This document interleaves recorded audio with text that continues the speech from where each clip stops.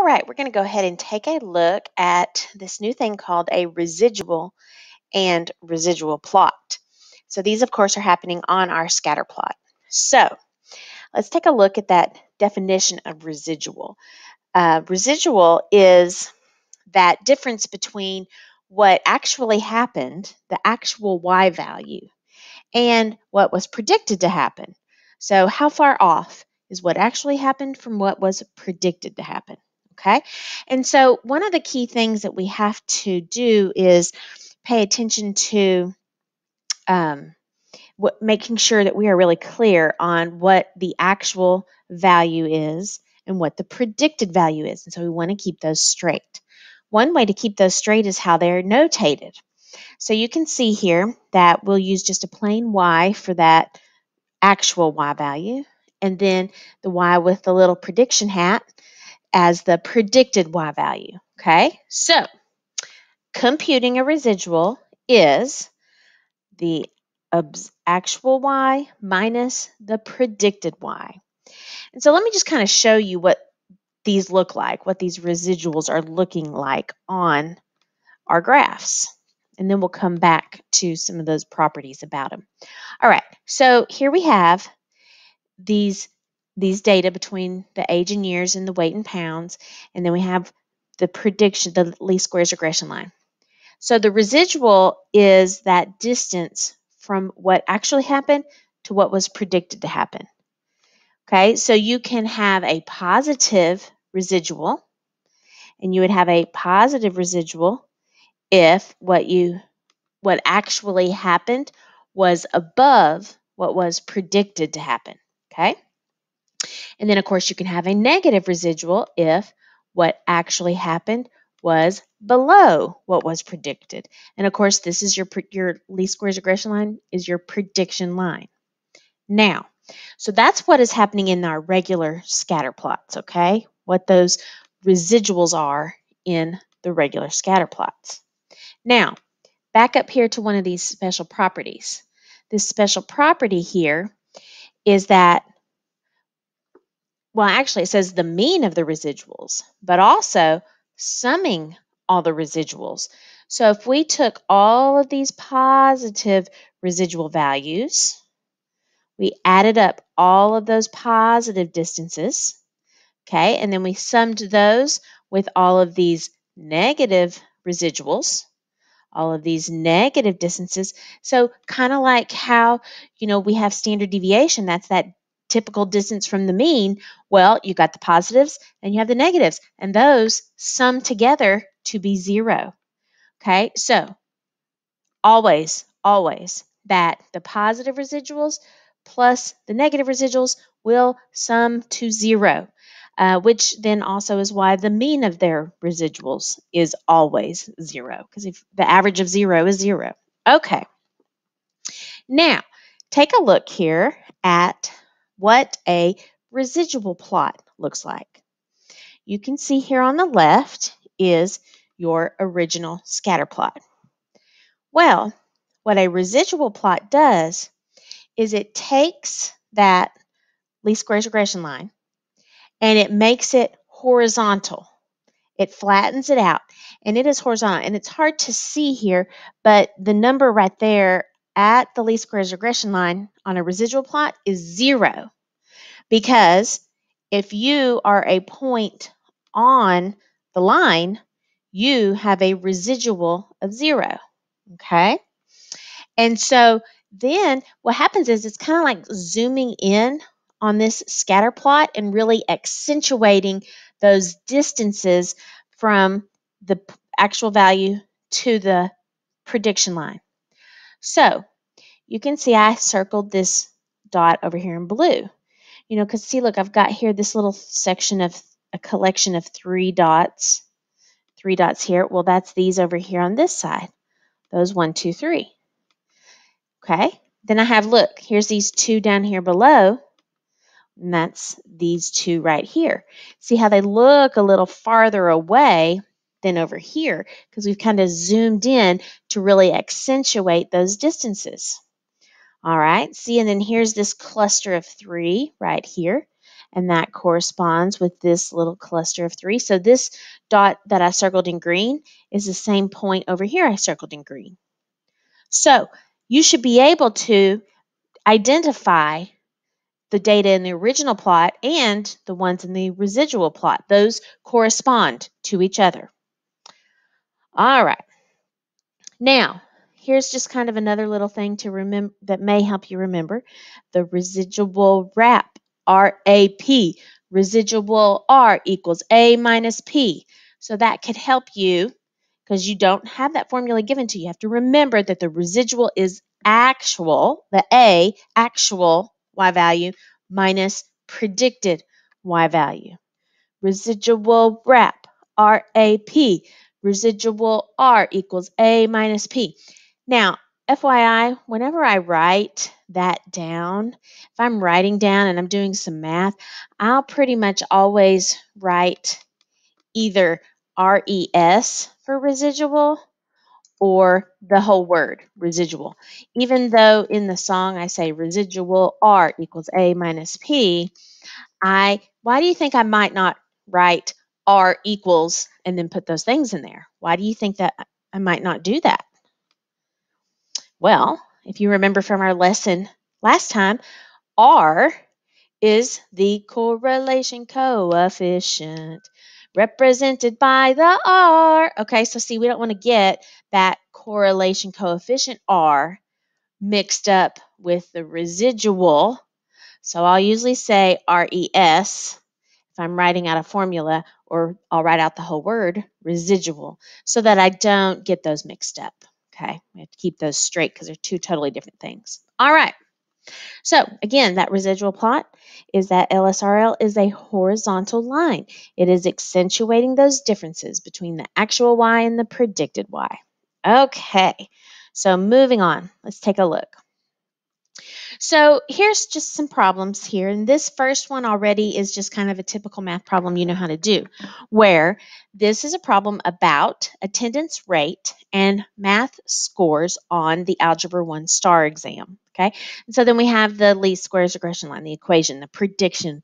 So we're predicting the questions correct based on your attendance. So that was attendance rate is your explanatory. So they just ask, predict the attendance rate. If the attendance rate is 80%, predict the number of questions that this person would get correct. And so I just plugged it in, and so you could do that. Basic, basic, basic there. But now we're going to start getting into this idea of a residual, okay? So let's take a look here at what's happening with this question. So here we are told that a student gets 44 questions correct on the exam.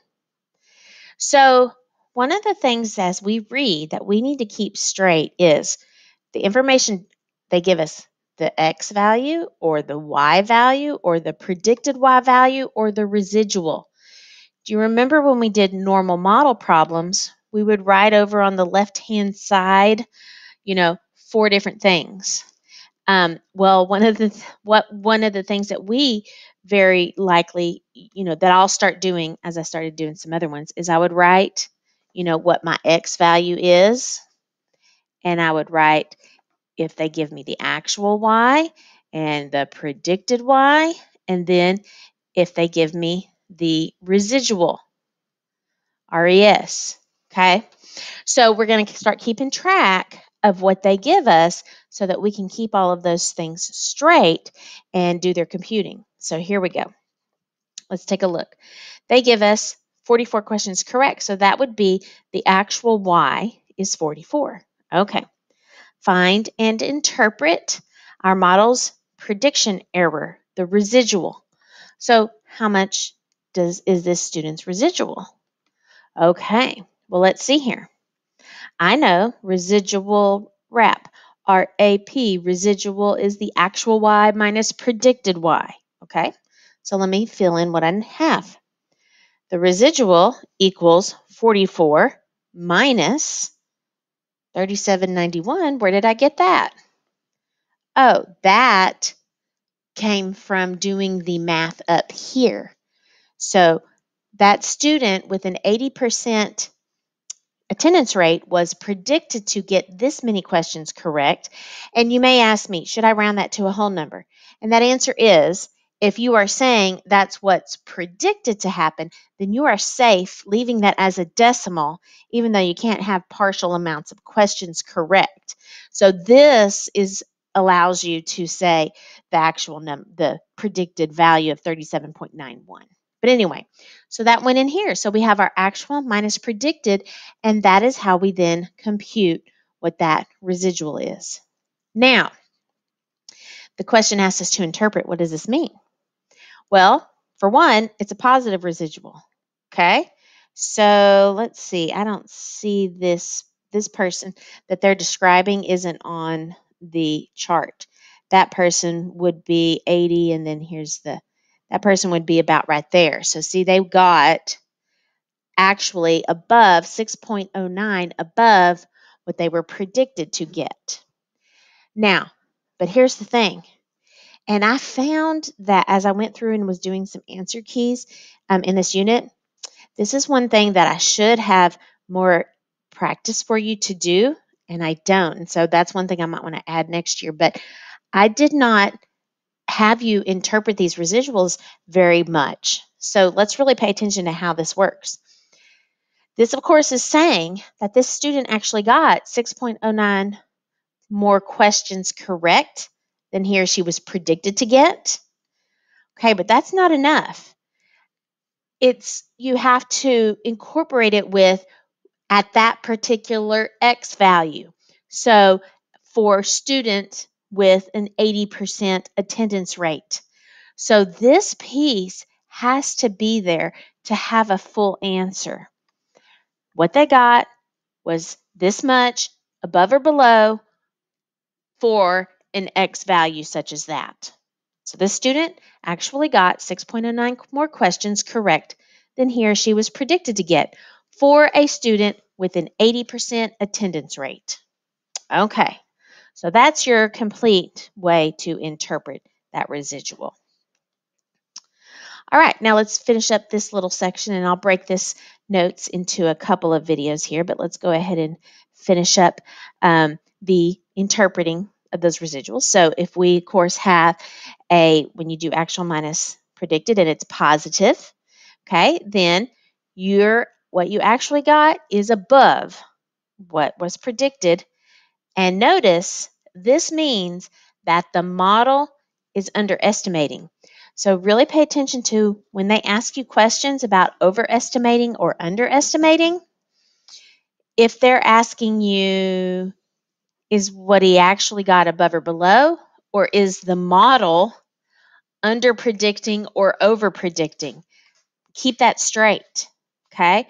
So in this case, we would say that the model is below what actually happened. So if the predicted Y is below what actually happened, then that line is underestimating what actually occurred. So just keep that straight in your mind. It's about the model the model's prediction being above or below the actual. The model's prediction being above or below. Okay, so if our residual is negative, then our actual was below. See, if we have this prediction line and our data was below, we have a negative residual. So then our model here is above what actually happened. So our model, our least squares regression line, is actually overestimating or over predicting what actually happened. All right. And then let's just go ahead and take a look at one last idea before we draw a close to this, because I think I'm going to have you, then we're going to do some practicing here in a minute, and I'll let you stop the video, practice, and then we'll get back together on it. So let's take a look at when your line is going nicely through the data. We have nice, good scatter on either side of the line. Then when we have a residual plot, we have nice, even, random scatter on either side of the prediction line. So if there is no pattern and you have good randomness, then that says a line is going nice through the data and a linear model is a good fit. Okay? Well, look at this other thing that happens. If we have something like this. So it is almost kind of difficult to see here, but you can see the data is dipping a little bit below the prediction line and then going back up. Well, when you turn this into a residual plot and you really accentuate those distances, you kind of zoom in, look, there's this curved pattern in that residual plot. And that could be because something other than a line would better fit that data and would be a better predictor. In fact, if you start going much outside of this, you're going to start getting way far off from the line. Okay, so here we show a curved pattern. So that linear model is not a good fit for this data. All right, one last thing is this really interesting word called heteroscedastic. You don't need to know that word, but it's just really interesting to say. But here we have data. Look at what's happening here. We have data, but look at how the dots, as they go farther along in the x direction, they get much more varied. That's heteroscedastic. So they're just, I don't know, getting spastic and spreading all out there. So as you go further along in the x-axis, as you get further along, there's more variation. So that's another case in which a linear model is not a good fit. I don't know what would be a good fit for that, but it is not. Now, I have several songs related to this, and then we're going to come back and do some work here. So let me see what's going on here with this next one. Yes. So we'll come back to that and do a little song. I actually don't have a video made for this song here because I made it last year and then I couldn't get the recording, or I just never got that made. So I'll see if I have time this year to make a recording for this. But let's look at what the words say anyway. You want to know if data is linear or not. Well, you need to look at the residual plot because you know what? A strong R value isn't necessarily the way you have to look at. You need to look at the residual plot. If a pattern is what you see, then you must say, yikes, the data is not a line.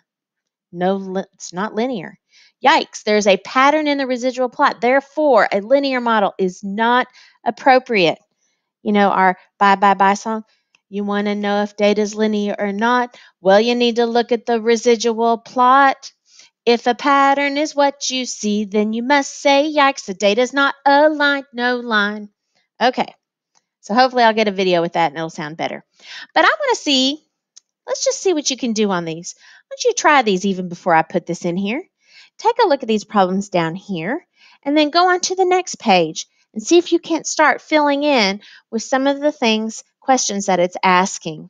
Remember to identify what x equals, what y equals, and what the predicted y equals.